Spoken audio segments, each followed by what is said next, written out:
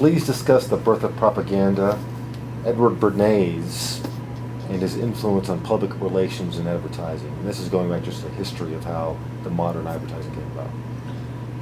You know, I think the greatest concern somebody has that works in the field of brainwashing, if you will, or why it is that we believe what we believe and why it is that we do what we do, has to go back to Edward Bernays. Bernays was the nephew of Sigmund Freud. And, you know, his degree was in agriculture, but he looked at what Uncle Freud had plumbed out, how the unconscious worked, and devised in his own mind the idea that you could cause people to do what you wanted them to do because they chose to do it. Indeed, in his work, Propaganda, he makes it clear that it is the duty of the intellectual elite to orchestrate the beliefs and behaviors of the public in order to have a cohesive society. He wrote or created the first course, the first class in what you can call scientific marketing. And in those days, as an outgrowth of that, scientific marketing was all about, you know, simple measurements like galvanic skin response.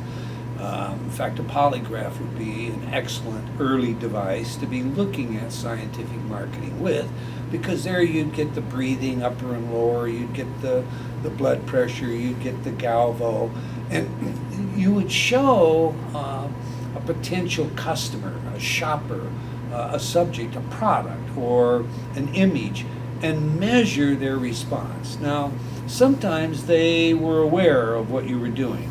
This was an overt image, this image more exciting than this image. And sometimes they were masking images or disguising what the study was all about. The end result was they could learn what stimuli would be effective at producing a response in the end consumer. Now, advancing some of this work, of course, he was commissioned by Woodrow Wilson and to assist in selling the idea of World War I, that it was about spreading democracy throughout Europe. He is, for all intent and purposes, the father of what we call today neuromarketing. Now, scientific marketing is no longer the GSR. It uses things like functional magnetic resonance imaging. And with fMRI, you're looking at the brain lifetime. So, we know, for example, a study that was conducted in the United Kingdom a couple of years ago showed smokers the Surgeon General's warning on a pack of cigarettes.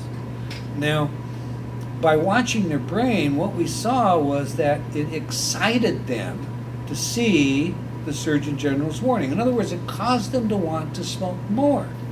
Well, that's information that can be used by tobacco companies. Let's make it larger. Let's make it bolder.